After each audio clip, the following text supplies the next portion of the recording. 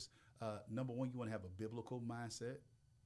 Then you also want to make sure that outside a biblical mindset, you want to have a believer's mindset, because you got to believe. You make your way prosperous, but it's according to what you believe.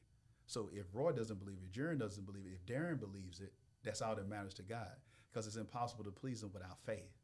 And so many of us are trying to do all these different things, but we're not believing, so we're not able to have that increase. So when we look at the biblical, we look at the believing, then also we got to have a battlefield mindset.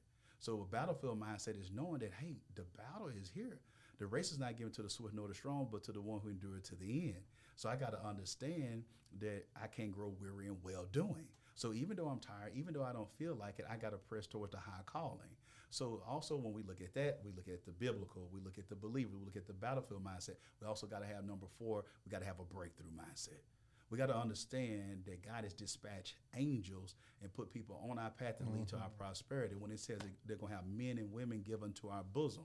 So God is not going to physically bring it down to us. He's going to give us favor, people who like us, people who see what we're doing, see the work ethic that we have, and we build that rapport with them so he can pour into us. But we got to be willing to go out there and do the things to be able to get there. And so when you look at all of those things that we just brought up and you start understanding them, and then when you start looking at it, then it gives you the last one, and that's boldness mindset. So then you got to ask yourself, do I see myself as a grasshopper, or do I see myself as well able to take the land? Because God doesn't move on the need, because he said the poor will be with you always. He doesn't move on the need because he knows what we need before we pray. But he still tells us that asking is a part of the kingdom dynamics and process, the standard operating procedure for my business owners out there. So we got to still follow the process, because it shows that that's faith.